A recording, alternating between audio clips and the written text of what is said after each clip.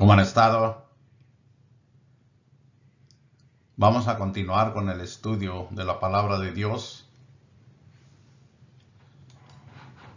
Ahora hablaremos de la utilidad de la palabra de Dios, que es mucha, es múltiple. Los objetivos y las razones por las que Dios nos ha dado su bendita palabra. Es necesario saber que la Biblia, de forma inicial, la Biblia es de inspiración divina de principio a fin. Pareciera esto muy sencillo al decirlo, pero debe quedar bien claro que todo su contenido es de inspiración de Dios. No tiene nada que se refiera a la voluntad de los hombres o a las opiniones de los hombres. Esto en sí le hace lo que es especial, única y libre de toda contaminación de los razonamientos del hombre. En ese sentido de grandeza y de gloria es que debemos de proponernos estudiarla para no equivocarnos. Dice, toda la escritura es inspirada por Dios, haciendo referencia a lo que ya he dicho. Pero luego dice, y es útil para enseñar, 1. 2, para redarguir, 3, para corregir, 4, para instruir en justicia. Solo vamos a tratar, ¿por qué no decirlo someramente, estos 4 tópicos? Y aquí nos vamos a concretar porque es demasiado el contenido de la Biblia. Pero vamos a tratar de extraer de estos temas cosas importantes para nuestra vida. Y finalmente concluye en el verso 17 diciendo, a fin de que el hombre de Dios sea perfecto. Esto también es muy, pero muy importante. A fin de que el hombre de Dios sea perfecto, enteramente preparado para toda buena obra. Solo la palabra de Dios puede hacer estos hombres. Solo la palabra de Dios puede hacer hombres perfectos y hacerlos completamente preparados para el bien, para toda buena obra.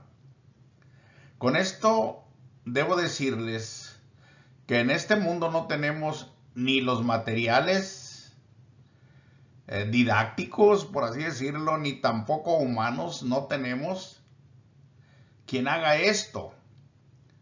Por eso, este tipo de vida, esta clase de hombres solamente pueden ser hechos con la palabra de Dios. Ese es el contenido del verso 17. El propósito de la palabra, todo lo que en ella hay, es hacer a los hombres de Dios perfectos, es decir, maduros, completos, sin que les falte cosa alguna, crecidos. Y se requiere para esto, amigos y hermanos, claro que para esto se requiere conocimiento de la misma para darle el uso correcto. No basta con tener la intención. Hay muchísimas personas, tanto hombres como mujeres, que osan o que deciden ponerse a enseñar la palabra de Dios a otras personas. Y está bien. Está bien porque hace mucha falta quien enseñe al mundo de la bendita palabra de Dios, pero no basta la intención. Si uno realmente quiere ser útil en la obra del Señor, debe de hacer lo necesario. Es decir, debe prepararse primero. Debe reunir todos los recursos necesarios. Lo primero es estar bien con Dios, en muy buena comunión con Dios. Procurar estar lleno del Espíritu Santo. Estar en paz con Dios, con los hombres, tener una vida digna realmente, una vida pacífica, una vida justa, una vida fundada en la verdad de Dios y en la santidad de Dios, para que esto venga a ser realmente lo que se espera, la intervención enseñando con la palabra de Dios.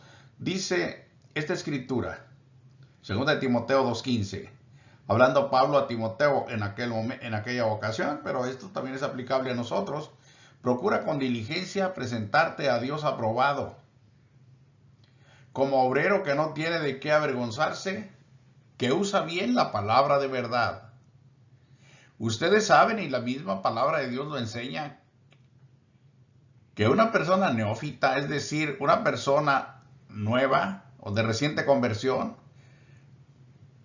o con poco o nada de conocimiento de la palabra de Dios, no es correcto que se aventure, perdonando la expresión, a enseñar a otra gente, porque va a cometer muchos errores.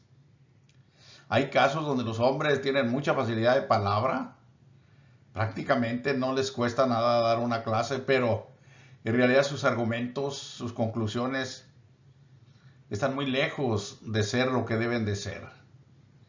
Muy, muy lejos. Y hay que evitar esto porque la palabra de Dios, como dije, debemos de recordar siempre que es de inspiración divina. No es un libro de texto humanamente hablando. Y por eso el apóstol hace la recomendación que sigue. Procura con diligencia presentarte a Dios aprobado. Esto es, como obrero que no tiene de qué avergonzarse. ¿Por qué? Porque hace el uso correcto de la palabra de verdad. No palabra de hombres, de la palabra de verdad, que es la palabra de Dios.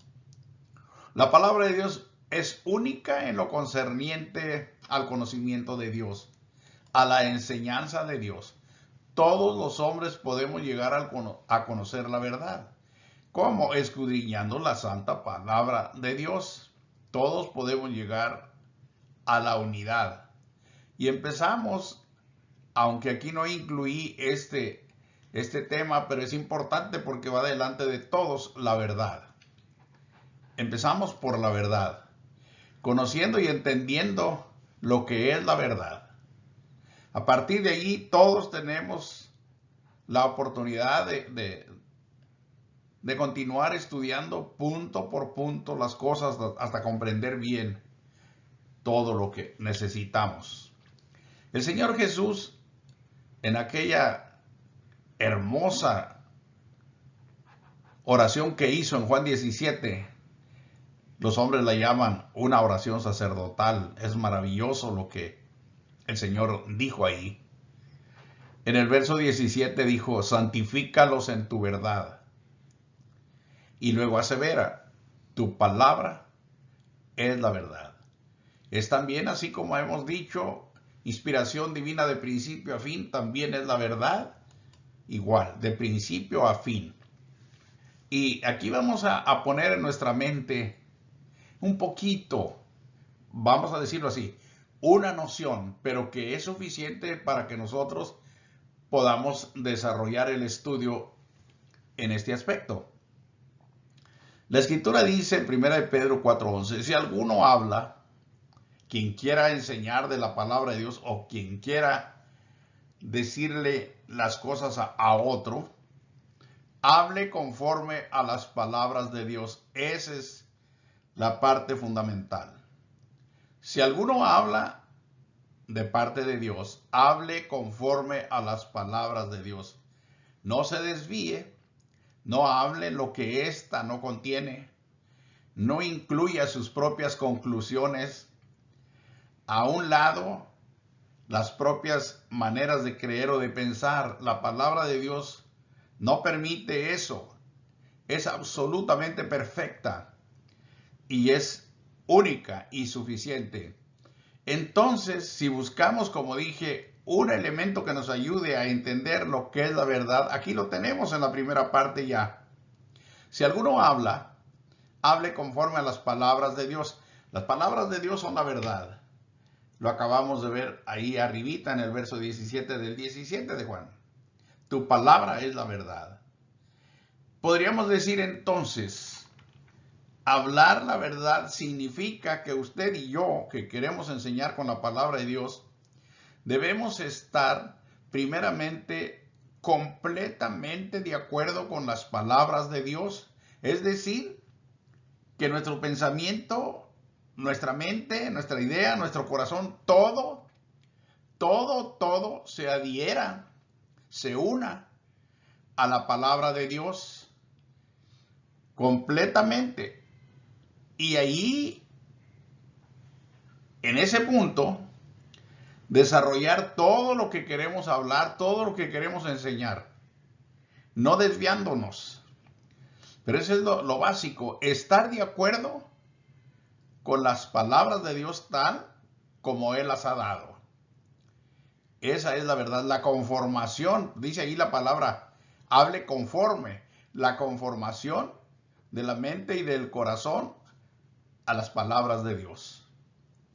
Y en segundo lugar dice allí, si alguno ministra, que es la otra parte, la administración o la administración dentro de la iglesia, ministre conforme al poder que Dios da, a las facultades otorgadas por Dios para hacerlo.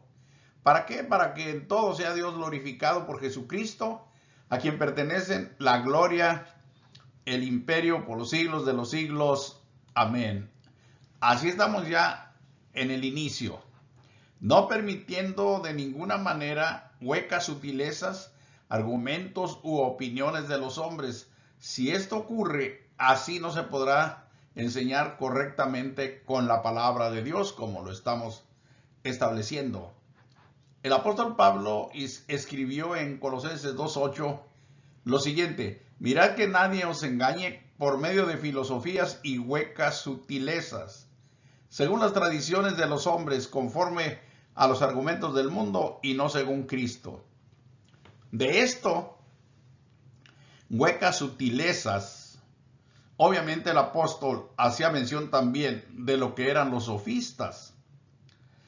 Abundaban los sofistas en los días de los apóstoles, sobre todo en Grecia, personas, los retóricos, que en su filosofía pretendían cambiar las cosas. Incluso en las cortes la historia dice que podían cambiar, eran tan hábiles en su retórica que podían hacer aparecer la falsedad como verdad. Y también podían cambiar de la verdad a mentira y la mentira a verdad. Tenían esas habilidades los sofistas. Y hay mucho, no me quiero meter a la filosofía, hay mucho de qué comentar en esto, pero no es, lo único que sí necesitamos es hacer mención y atención a lo que Pablo dijo, que nadie os engañe por medio de filosofías y huecas sutilezas, según las tradiciones de los hombres, que son las costumbres humanas, conforme a los rudimentos o los argumentos y las teorías y filosofías que abundaban en el mundo, y no según Cristo. Todavía hoy hay mucho de esto, pero debemos de tener cuidado. Dice aquí, ya que cambiaron la verdad de Dios por la mentira, por esta y muchas otras razones que abundan en el mundo todavía, y aún ahora más que aquellos años, es que el que estudia y enseña la palabra de Dios debe de estar bien despierto. ¿Por qué? Porque los hombres, ahí están sus tendencias. Cambiaron la verdad de Dios por la mentira. La mentira es del diablo. Cristo lo dijo cuando el diablo dijo, cuando él habla, de suyo habla. ¿Por qué? Porque es mentiroso y padre de mentira. Es decir, es todo lo que el diablo sabe hacer y le gusta hacer. Mentir, mentir, mentir. Esa es la forma de ser. Es su naturaleza. Y los hombres, muchos, adaptaron esa forma de vida. Dice aquí, cambiaron la verdad de Dios. ¡Qué terrible! ¡Qué osadía! ¡Qué valor! ¿Cómo puede el hombre llegar a esto? Cambiar la verdad de Dios por la mentira, sustituir la verdad de Dios por la mentira. Eso es terrible. Y dice allí, honrando y dando culto a las criaturas antes que al Creador. Pero no lo vea usted así como una cosa muy lejana que extremadamente los hombres hacen y que realmente son cosas feísimas y que usted no las haría. No, mucho cuidado. Si uno no tiene atención a esto, puede ser que esté en la misma situación y ni cuenta se da. Y luego dice ahí, el cual es bendito, hablando del Dios verdadero por los siglos. Amén. Las opiniones de los hombres pueden ser muy buenas. Y sí, merecen respeto las opiniones de los hombres. Pero lamentablemente su contenido no es la buena voluntad de Dios. Eso es lo que no les da una aprobación por parte de la palabra de Dios. El apóstol Pablo escribió aquí en la 1 Corintios 4:6, pero esto, hermanos, lo he presentado como ejemplo en mí y en Apolos por amor de vosotros, para que nosotros aprendáis a no pensar más de lo que está escrito, no sea que por causa de uno os envanezcáis unos a otros. Y así el apóstol dio solución a una enorme división que se presentó en esta congregación y muchísimas cosas que surgieron en aquel entonces, en aquella congregación o en aquella iglesia de Corinto. Y él presentó en él y en Apolos esta enseñanza para llevarlos a la unidad, para enseñarles lo que es correcto seguir y no las opiniones de los hombres. Jesucristo mismo en Mateo 15:18 dijo esto: este pueblo de labios me honra, mas su corazón está lejos de mí. Voy citando todo esto, argumentando estas cosas y uniéndolas para entender lo que debemos entender. Que es necesario buscar conocer la verdad en la palabra de Dios, sometiéndonos a ella, uniéndonos completamente a ella y evitar lo falso, porque no queremos sufrir tal pérdida, ni de tiempo, ni de la vida misma. Cuando Cristo dijo esto, ahí le reprocharon algo los fariseos a sus discípulos, porque ellos no se lavaban las manos al comer pan y que de esta manera le dijeron que estaban violando la tradición de los ancianos. El Señor les dijo en el 9, pues en vano me honran los judíos, enseñando como doctrina mandamientos de hombres.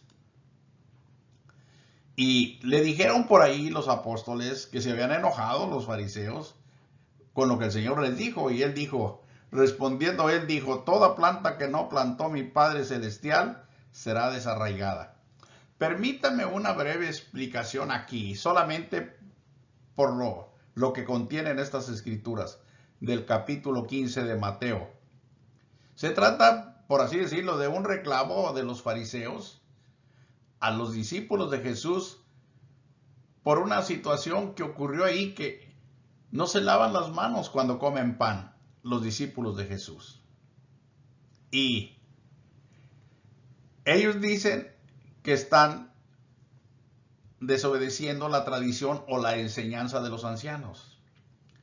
Lo que les quiero explicar no está aquí en la Biblia, es algo extrabíblico.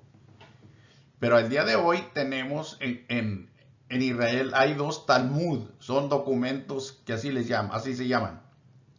Está el Talmud de Jerusalén y está el Talmud babilónico, son dos, que es una especie como si fueran un comentario, vaya, algo semejante a la ley de Moisés. Pero no son la ley, son escritos de los judíos, de los rabinos. Llegó un momento donde los judíos le dieron tanto realce, tanto valor a los maestros de Israel, que con el tiempo, dice la historia, que tomó más fuerza y tenía mayor autoridad la palabra de los rabinos que la palabra de Moisés. Y no es de dudarse, si ustedes leen muchas escrituras como estas de aquí del 15, se van a dar cuenta que sí es posible eso. Igual cuando aquel sacerdote y aquel levita pasaron de largo donde estaba aquella persona que cayó en manos de los ladrones, no lo ayudó ni el levita ni el sacerdote. Dice el Talmud que los judíos pensaban a causa de los maestros de Israel que escribieron, que los que vivían dentro de la ciudad de Jerusalén eran muy santos. Y todos los judíos que vivían fuera de las puertas de la ciudad, más allá del recinto de la ciudad, eran menos santos. Por eso no se querían juntar ni con ellos, cuanto más con un gentil, ¿verdad? Pero por eso ahí le preguntó aquel judío también a Jesús, ¿y quién es mi prójimo? Posiblemente ellos no veían al gentil como prójimo, ni al judío que vivía fuera de las murallas de la ciudad. Un comentario que le hago, porque hay muchas costumbres de esas que incluyeron los maestros de Israel y que les dieron más valor que la propia ley de Moisés. ¿Por qué el Señor les dijo allí? ¿Por qué ustedes invalidáis el mandamiento de Dios por vuestra tradición? Ahí está claro lo que les estoy diciendo. Ya no había del hombre, ya no había que honrar a padre y madre, por lo que los maestros sustituyeron en aquella ocasión o en aquel tiempo estas cosas. Bien, vamos adelante. La palabra de Dios es la única fuente de la verdad. Para conocer el origen del mundo y todas las cosas que en él hay, solo la palabra de Dios es suficiente. Aquí dice, de Jehová es la tierra, ese salmo, ahí quedó mal esa letra, es el salmo, dice el Salmo 24:1, de Jehová es la tierra y su plenitud del mundo y los que en él habitan, porque él la fundó sobre los mares y la firmó sobre los ríos. Pablo dijo en otra ocasión en Atenas, en el capítulo 17, verso 24, el Dios que hizo el mundo y todas las cosas que en él hay, siendo Señor del cielo y de la tierra, no habita en templos hechos por manos humanas. Y para conocer el origen del hombre, solamente la Biblia. Entonces conocemos el mundo y todas las cosas que en él hay a través de la Biblia. El origen del hombre igual. En Génesis 1:27. Y creó Dios al hombre a su imagen. A imagen de Dios lo crió. Varón y hembra los crió. Entonces Jehová, Dios formó al hombre del polvo de la tierra y sopló en su nariz aliento de vida y fue el hombre un ser viviente. Este es el origen del hombre, de todo hombre. Lo crea o no lo crea, no hay otro. No hay en lo absoluto información acerca de esto en el mundo. Y la información que de los hombres hay, pues no se puede confiar en ninguna manera porque no es fidedigna. La palabra de Dios es la autoridad máxima para redarguir a los hombres. Este es el otro tema, el segundo tema en lo que vimos. Las malas acciones de los hombres son indefendibles ante la palabra de Dios. Sí, de esto está lleno nuestra sociedad. Dice Hebreos 4:12, porque la palabra de Dios es viva y eficaz. Dos características importantísimas, viva y eficaz. Y más cortante que toda espada de dos filos. Y penetra hasta partir el alma y el espíritu, las coyunturas y los tuétanos, y discierne los pensamientos y las intenciones del corazón. Es bien importante esto que está aquí. Si Dios me permite, voy a hacer el esfuerzo por hacer un estudio, a lo mejor el que sigue de aquí. Ojalá que pueda explicar algo y quede algo claro, más allá de lo que ya está aquí, pero la palabra viva es completamente diferente la palabra de Dios a la palabra de los hombres. La palabra de los hombres queda en teoría y no tiene vida. Es letra muerta, es historia solamente. La palabra de Dios es viva. Es ayer se dijo y hoy permanece viva, no ha muerto, porque es la palabra de Dios. Entonces tiene la vida, tiene el vigor que le corresponde porque está viva, tiene todo. Y su eficacia no jamás va a disminuir. Es eficaz en todo el sentido de la palabra, para todas las necesidades de los hombres. Ahí hay un enorme tesoro para la humanidad en la palabra de Dios. Y para las enfermedades más terribles que están bien penetradas en el alma, en el espíritu, en el corazón del ser humano. Por eso dice que la palabra es más cortante que toda espada de dos filos, mucho más. Y se nos da esto como una forma para entender. Y dice, penetra, note usted el poder, la capacidad de la palabra de Dios hasta partir el alma, lo invisible, no lo literal, no lo físico, el alma, donde en este mundo no hay manera de entrar, donde los más famosos doctores y gente de ciencia jamás van a poder llegar. El alma y el espíritu, ahí es donde el hombre está lleno de necesidades, porque el corazón de muchos está lleno de parásitos, pequeños gusanos que han invadido los pensamientos, las intenciones del corazón. Pero la palabra de Dios es suficiente y es eficaz para partir nuestros pensamientos y nuestros corazones y dejarnos ver cómo está nuestro interior. Y la palabra de Dios, como vamos a ver en el otro tema que sigue, también nos enseña cómo corregirlo. Eso es muy importante. Entonces, de esto no hay en el mundo. En este mundo estamos llenos de estas necesidades los seres humanos, pero no tenemos al alcance a dónde ir para curarnos. Bueno, la palabra de Dios es suficiente, es viva y eficaz y es más cortante que toda espada de dos filos y penetra hasta partir el alma. Ahí es donde nosotros sufrimos por falta de cura, por falta de medicina. Por eso dije, a eso es que la palabra de Dios debemos de aplicar aquí. El espíritu, las coyunturas y los tuétanos, y discierne o conoce o juzga los pensamientos del hombre y las intenciones del corazón. Qué maravilloso, de veras, qué tesoro. Y dice, no hay cosa criada que no sea manifiesta en su presencia. Todo está descubierto ante la presencia de Dios. Antes bien, todas las cosas están desnudas y abiertas a los ojos de aquel a quien tenemos que dar cuenta. Los hombres, por lo tanto, no tienen argumentos válidos para justificar sus malas acciones.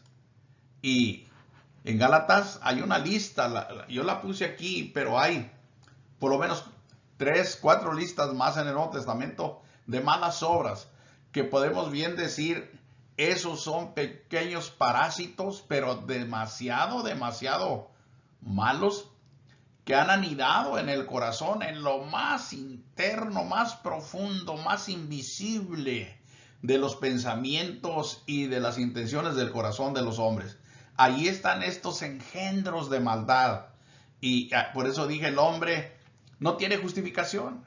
Es indefendible su situación ante Dios, ante la palabra de Dios. Pero también no tiene por qué ser así, porque la palabra de Dios es la solución. Es el remedio, es la medicina para estas enfermedades. Dice el verso 19 de Gálatas 5, y manifiestas son las obras de la carne, que son adulterio, fornicación, inmundicia, lascivia. Cada una de estas es malísima y abundan en la sociedad. Idolatría, hechicerías, enemistades, pleitos, celos, iras, contiendas, disensiones, herejías, envidias, homicidios, borracheras, orgías y cosas semejantes a estas, acerca de las cuales os amonesto, como ya os lo he dicho antes, que los que practican tales cosas no heredarán el reino de Dios. Ahora bien, fíjense nada más cómo está la cosa. Vivimos en un mundo, en una sociedad, donde querramos o no, vamos a morir. Y cuando el hombre, la mujer muere físicamente, los dolientes, los que quedan acá vivos, están elevando plegarias, súplicas ante Dios. En esa situación sí lo hacen. Y pidiéndole a Dios que los tenga en su santo reino y que descansen en paz. Pero, y no es una ofensa lo que le voy a decir, pero piense usted, si nuestro familiar, si nuestro amigo, si nuestra gente muere en una situación de la que estamos viendo, con el corazón lleno de estos pecados, ¿cómo va a descansar en paz? Debo decirle que yéndose de este mundo en una situación mala, allá no hay perdón, allá no hay donde se nos dé la salvación. La salvación está aquí porque aquí está la perdición. Aquí está el pecado, aquí está la condenación. Aquí vino Cristo, aquí murió Cristo, aquí resucitó, aquí nos justifica, aquí nos perdona y nos salva. Aquí. Y aquí nos prepara como vamos a seguir aprendiendo. Entonces, por eso es urgente que usted acepte el Evangelio y que se someta a la enseñanza de Dios y no a la de los hombres. Que haga a un lado las opiniones de los hombres, no se crea de lo que los hombres dicen. Los hombres ni siquiera saben lo que la Biblia dice, pero opinan muchísimo y son buenos para decirle a usted lo que tiene que hacer y lo que no en relación a la salvación. No lo crea porque eso es mentira. Entonces, hagamos lo que estamos aprendiendo aquí y tendremos la victoria finalmente. Todo esto que estamos viendo aquí son enfermedades del espíritu, del alma, pero quien vive en ellas, como dice aquí, los que practican tales cosas no heredarán el reino de Dios. ¿Y saben por qué la gente no quiere venir a Cristo? ¿Saben por qué no quiere obedecer el Evangelio? Porque vive en estas cosas, ama estas cosas, no las quiere perder, no las quiere dejar. Entonces no hay manera de salvarlo. Pero usted que sí entiende y que sí tiene buen entendimiento, va a arrepentirse y salir de esa podredumbre de cosas para obedecer el Evangelio. La palabra de Dios es la única que puede corregir a los hombres. Ya vimos que es la que nos enseña y es la que también nos redarguye. Porque la palabra de Dios, todo eso que hemos leído allí, la palabra de Dios nos lo dice. Si yo le digo a uno de ustedes, tú eres un hechicero, eres un homicida, eres un adúltero, cosas por el estilo, eres un borracho, posiblemente me va a tratar mal, porque va a decir, ¿tú quién eres? Y tiene razón, pero la palabra de Dios es la máxima autoridad y contra ella no hay argumento que el hombre pueda presentar. La palabra de Dios es la única que puede corregir a las personas que aprendiendo de Dios se dan cuenta también que están mal y luego quieren la corrección, pues Dios la da. Las grandes y profundas necesidades del alma que hay en todos los seres humanos están en Cristo Jesús las soluciones. Él dijo, venid a mí todos los que estáis trabajados y cargados, que yo os haré descansar. Llevad mi yugo, que es su enseñanza, sobre vosotros y aprended de mí, que soy manso y humilde de corazón, y hallaréis descanso para vuestras almas. Qué invitación y qué bendición tan maravillosa la que el Señor ofrece. Y dice, porque mi yugo es fácil y ligera mi carga. Mi enseñanza es fácil y es ligera. Todo mundo la puede llevar. Cristo nos enseña a vivir la verdad. A vivir en la verdad. Ya basta de mentiras. El hombre no se cansa de mentir y todavía dice que no tiene de qué arrepentirse y no se siente cansado. El Señor tiene razón. Basta ya de tanto mentir. Ya deben de estar muy cansados. Siempre lo mismo. Yo los voy a hacer descansar, dijo él. Y dice, mi comentario nos enseña a vivir en la verdad, pero también a vivir en santidad. Él nos enseña, su bendita palabra nos enseña cómo vivir en santidad. También nos enseña cómo vivir en justicia. Y nos enseña cómo vivir en libertad y cómo vivir en comunión con Dios. Esa maravillosa vida Dios nos la ha dado aquí en este mundo. Envió a su Hijo Jesucristo para que estableciera esta forma de vida y en Él se nos dieron todas las cosas necesarias. Está la justicia, el perdón, la santidad, la justificación, todo lo que el hombre necesita están en Cristo. Y luego, ahí está su amor, ahí está su misericordia, ahí está todo lo que necesitamos. Eso es lo que necesitamos todos hacer. Y no desaprovechar, no dejar pasar más el tiempo. Los propósitos de la palabra de Dios deben de ser bendiciones para cada uno de los hombres de esta tierra. Y en esta ocasión le está tocando a usted y a mí considerar, obedecer y vivir en estas cosas. Nos reconcilia la palabra de Dios y nos pone en paz con Dios. Es un descanso maravilloso. Yo se los digo por experiencia propia. En Romanos 5:1 dice, justificados pues por la fe, tenemos paz para con Dios por medio de nuestro Señor Jesucristo. Paz con Dios por medio de Cristo Jesús. En Hechos 13:38 dice bien, en aquella ocasión Pablo y Bernabé salieron desde una ciudad costera, Antioquía de Siria, al primer viaje de misiones y llegaron aquí a esta ciudad y ahí enseñaron.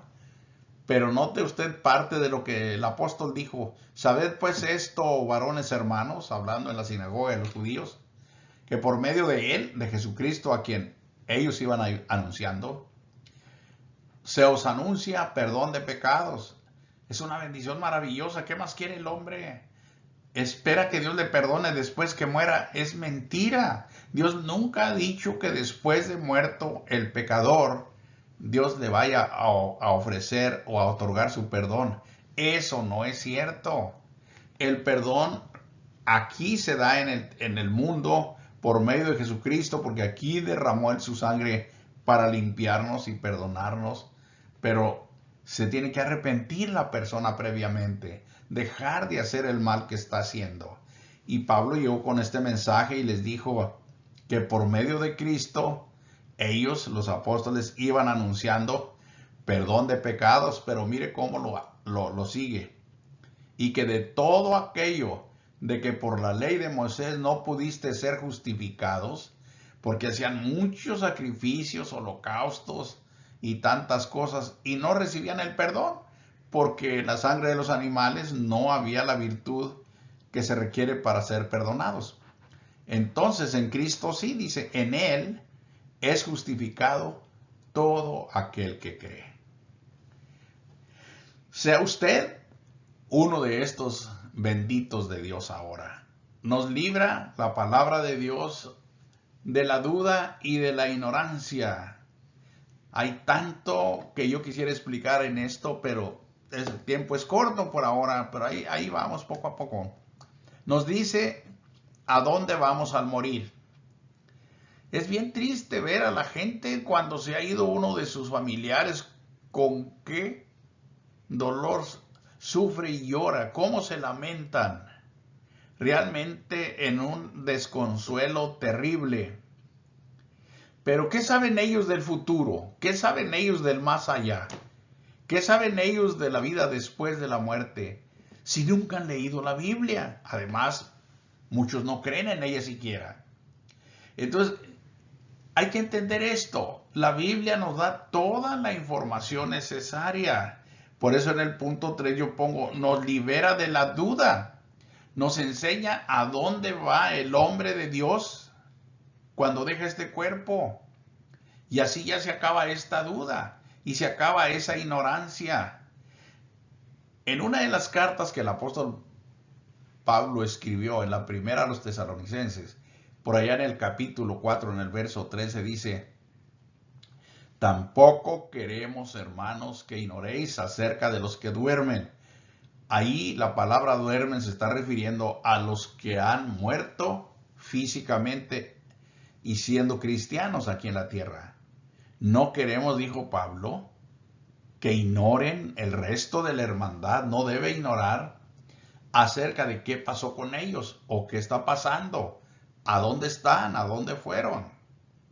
No queremos acerca de los que duermen, porque si creemos que Jesús murió y resucitó, que es en sí el Evangelio, así también traerá Dios con Jesús a los que durmieron en él. Están con Cristo. Están en el cielo sus almas. El alma deja su cuerpo y se va con Cristo. Cuando Él venga en su segunda venida, van a venir todos los que han muerto en Cristo, van a venir con Él para la resurrección de su cuerpo, así como su cuerpo también resucitó al tercer día. Dice la 2 Corintios 5:6, así que vivimos confiados siempre, los cristianos aquí en la tierra, y sabiendo que entre tanto que estamos en el cuerpo, estamos ausentes del Señor, porque por fe andamos, no por vista, pero confiamos y más quisiéramos estar ausentes del cuerpo y presentes al Señor. ¿Qué es lo que ocurre cuando uno deja el cuerpo? Se ausenta del cuerpo físico, pero pasa a la presencia del Señor. Maravilloso. Y aquí ya no queda ninguna duda. Allí ya están las cosas completamente claras. La palabra de Dios nos instruye en justicia, pero note usted, en justicia de Dios.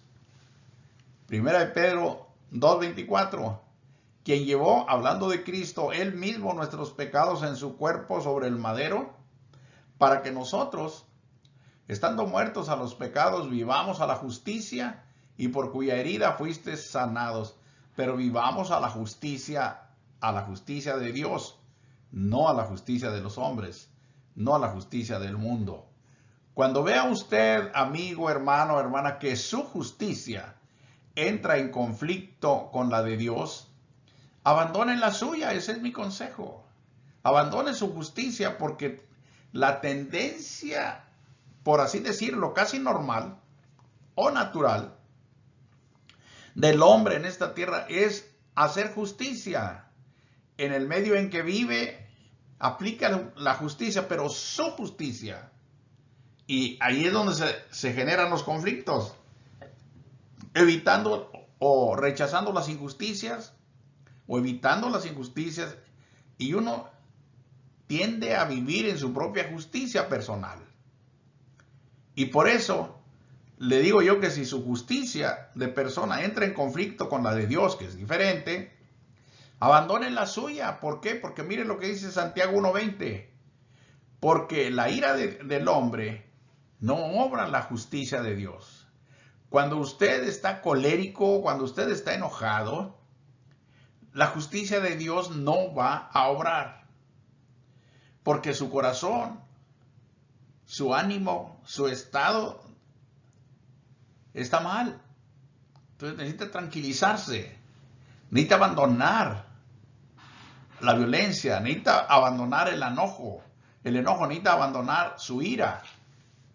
Y por eso dije, abandone su justicia y dele paso a la justicia del Señor. Dice la Escritura, porque esto merece aprobación. Si alguna causa de la conciencia delante de Dios sufre molestias, padeciendo injustamente. Porque, ¿qué gloria es? Pregunta, si pecando sois abofeteados y lo soportáis. Mas si haciendo lo bueno sufrís y lo soportáis, esto ciertamente es aprobado por Dios. Esto es la justicia de Dios. Esto es a lo que yo me refería. Pues para esto fuisteis llamados. Para eso nos ha llamado el Señor. Para soportar la injusticia. Para sufrir por causa de la justicia, por causa de lo bueno. Porque también Cristo padeció por nosotros. ¿Y cómo padeció? No por hacernos justicia porque éramos muy justos, no. Padeciendo injustamente por nuestras injusticias. Dejándonos ejemplo para que sigáis sus pisadas. La justicia de Dios no se funda en el mérito del hombre, sino en la fe, en el poder y la gracia de Dios. Esto es maravilloso, hermanos, maravilloso. En Romanos 4 iba a presentar un poquito de la evidencia de la información de Abraham. Dice que Abraham creyó en esperanza contra esperanza para llegar a ser padre de mucha gente. de muchas gentes, conforme a lo que se le había dicho, así será tu descendencia. Es lo que se le había dicho. Y no se debilitó en la fe al considerar su cuerpo, que ya estaba como muerto, siendo de casi 100 años. También la esterilidad de la matriz de Sara. Tampoco dudó por incredulidad de la promesa de Dios, sino que se fortaleció en la fe, dando gloria a Dios, plenamente convencido de que era también poderoso para hacer todo lo que había prometido. Ahora bien, ¿cómo entender la justicia de Dios? ¿Cómo hacer para aplicarla? Aquí está bien claro. Dice que Abraham, que es el que estamos tomando como ejemplo, no dudó, aunque era un hombre casi de 100 años, que iba a tener un hijo. No dudó, aunque Sara había sido estéril y ya andaba como en 90 años. No dudó poniendo la atención en eso, en la lógica humana, sino que se fortaleció en fe. ¿Y dónde centró toda su atención el patriarca? Dice que no dudó de la promesa de Dios, de lo que les había dicho, que se fortaleció en fe. ¿Cómo? Dando gloria a Dios. A eso se refiere. Dando gloria a Dios, plenamente convencido de que era también poderoso para hacer todo lo que había prometido. Por eso he dicho que la justicia de Dios se funda en la fe, en el poder y en la gracia de Dios, no en el mérito nuestro, no en lo que por nosotros puede o no puede ser, sino en lo que Dios puede hacer, en lo que Dios realmente hace por nosotros. Porque dice aquí, por lo cual, por eso que ya expliqué, también su fe le fue contado por justicia. ¿Qué fue lo justo aquí? Que Abraham creyó en todo lo que el Señor le prometió. Eso es justo. ¿Y qué es lo injusto? No creerle a Dios. Eso es lo que nosotros debemos de tener mucho cuidado, porque la palabra de Dios nos instruye en justicia. Muchas veces el razonamiento del cristiano entra en conflicto con la palabra de Dios pensando, no, pues es que yo no puedo ser santo, yo no puedo hacer esto, no puedo hacer lo otro, ¿para qué? Pues si yo soy un hombre pecador. Pero Dios te dice que Él te ama y que Él te cuida y que Él conoce tus debilidades y que Cristo es tu sumo sacerdote y que está interviniendo día y noche por ti en el trono de la gracia. Estamos colmados de bendiciones de Dios. Créelas. Créelas y déjala pobremente a un lado, que nunca da una información correcta que esté fundada solamente en la fe, en lo que realmente Dios puede hacer y hace por nosotros. Hagamos lo que Abraham, fortalezcámonos en fe y démosle gracias a Dios por todo lo que Él ha hecho y hará en nosotros. Mire lo que Pablo dice, Filipenses 3:9, y ser hallado en Él, en Cristo, no teniendo mi propia justicia, que es por la ley como judío, la justicia por tantas ofrendas, tantos holocaustos, tantas obras en la ley, no. Pablo dice, yo quiero que el Señor cuando venga me encuentre y no voy a estar yo haciendo esa justicia, sino que voy a estar haciendo la que es por la fe de Cristo, la justicia que es de Dios por la fe, la justicia que hizo Abraham, la justicia que usted y yo debemos hacer y creer y vivir en ello, creyéndole a Dios, conociendo su amor, conociendo su gracia, su poder, su misericordia. Como conclusión, diremos que ya hemos visto el poder y la bendición de la santa palabra de Dios, cómo es que nos salva y nos perfecciona. Dice la Escritura, a fin de que el hombre de Dios sea perfecto, enteramente preparado para toda buena obra. Es un trabajo magnífico, es una obra completa que Dios hace a través de su Hijo Jesucristo y nos lo enseña por medio de su palabra. Esto es sencillamente maravilloso. Además nos garantiza el amor de Dios y la comunión con Él. En esta escritura de Juan 14:23 dice, respondió Jesús y le dijo, el que me ama, mi palabra guardará, y mi Padre le amará, y vendremos a él y haremos morada con él. El 24, el que no me ama no guarda mis palabras, y la palabra que habéis oído no es mía, sino del Padre que me envió. Así que está garantizada la comunión con Dios y el amor que Él tiene para con sus hijos. Aquí todo depende de la buena disposición de nosotros, de la fidelidad que mostremos. Luego además nos guarda en el camino de Dios en este mundo, entre tanto que se concluye la obra que Dios nos ha dado. Él nos guarda por medio de su palabra. Dice Hechos 20:32, y ahora hermanos os encomiendo a Dios y a la palabra de su gracia que tiene poder para sobreedificaros y daros herencia con todos los santificados. De esta manera concluimos este hermoso estudio donde hemos puesto en claro algunos de los grandes propósitos de la palabra de Dios, lo que se puede hacer si uno lo permite. Esa es su grande utilidad.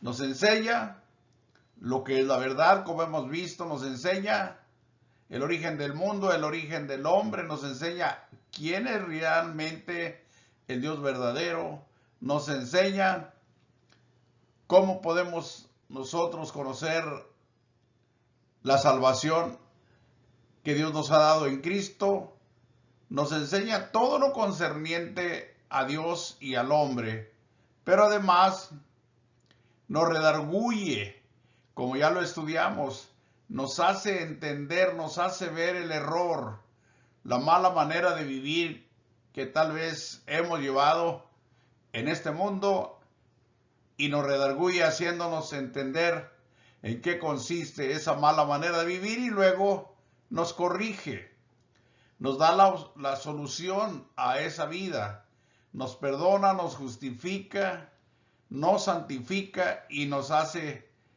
estar en comunión con nuestro Padre Celestial. Y finalmente también nos instruye en justicia, en la justicia de Dios, en la justicia verdadera, para que vivamos en este mundo de esa manera, en la justicia de Dios, que es en Cristo Jesús. Muchas gracias por su atención. Hasta la próxima, si Dios nos lo permite. Que tengan muy, pero muy buenas tardes.